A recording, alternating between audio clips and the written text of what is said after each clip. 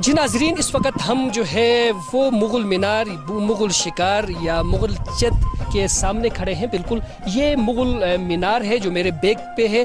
یہ اونچائی میں اس کی جو اونچائی ہے وہ 30 فٹ ہے اور اس کی چوڑائی جو ہے نچلے سائڈ پہ جو ہے 24 فٹ ہے اور اوپر جو ہے وہ 15 فٹ اس کی چوڑائی ہے۔ جیسا کہ آپ واضح طور پہ دیکھ سکتے ہیں، اس کو بنانے میں جو ہے وہ بوسا، انڈا اور دیگر چونے کا استعمال کیا گیا تھا۔ آج سے 700 سال پہلے تاج مغل نے اپنے گلگت کو فتح کرنے کے بعد فتح کے نشان کے طور پر یہ مغل شکار بنایا تھا، اور یہ گلگت شہر کے 12 تاریخی جگہوں میں سے ایک جگہ ہے۔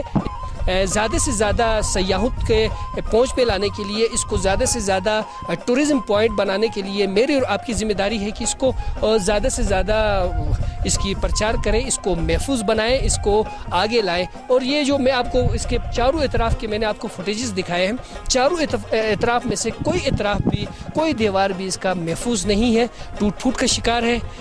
جیسا کہ میں نے آپ کو بتایا، اس کی تاریخی حیثیت 700 سال قدیم ہے ناظرین۔ یہ 700 سال کوئی کم عرصہ نہیں ہوتا۔ 700 سال پہلے جب تاج مغل نے گلگت شہر کو فتح کیا تو یہ وکٹری کی علامت کے طور پہ یہ شکار یہاں کھڑا کیا تھا، اور یہاں سے گلگت کا شرقاً، غرباً، شمالاً، جنوباً پورے ایریا ناظرین یہاں پر نظر آتے ہیں اور بہت خوبصورت طریقے سے نظر آتے ہیں۔ آگے منور سے لے کر آگے بسین ورزت تک کا ایریا یہاں سے واضح طور پہ دیکھا جا سکتا ہے۔ خوبصورت مناظر یہاں پر نظر آ رہے ہیں، اور یہ میں نے آپ کو پہلے بھی بتایا کہ یہ مغل مینار کی ٹوٹل بلندی جو ہے وہ 30 فٹ ہے، اور اس کی نچلے حصے کی چوڑائی 24 فٹ ہے، اور نصف سے اوپر والے کی جو چوڑائی ہے وہ 15 فٹ چوڑا ہے، اور یہ ٹوٹ پھوٹ کا شکار ہے۔ اس کو یہ توجہ دلا رہا ہے، ہمیں پکار کے کہہ رہا ہے کہ اس کو محفوظ بنایا جائے۔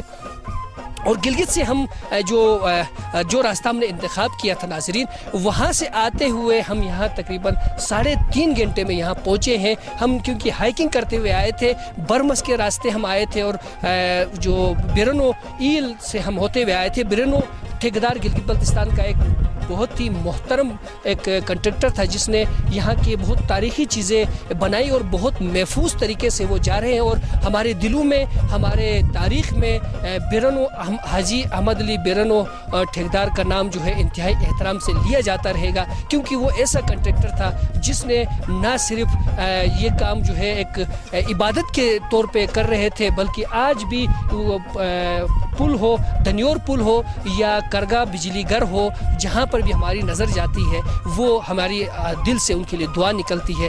ہم دعا کرتے ہیں کہ برنو ٹھیکیدار کو اللہ تعالیٰ جو ہے جنت الفردوس میں جگہ دے، اور اسی ترتیب سے یہ تاریخی عمارات ہمارے ٹورزم کو ڈیولپ کرنے کے لیے ناظرین بہت اہم ہے۔ تاج مغل نے 700 سال پہلے اس کو ڈیولپ کیا تھا، اس کو بنایا تھا، اپنے فتح کی علامت کے طور پہ یہاں رکھا تھا۔ تاریخ کے اوراق میں وہ زندہ ہے اس شکار کی وجہ سے۔ اگر وہ یہ شکار نہیں بناتا تو آج ہمیں پتہ نہیں ہوتا تاج مغل نام کا کوئی بادشاہ تھا جس نے گلگت کو فتح کیا تھا۔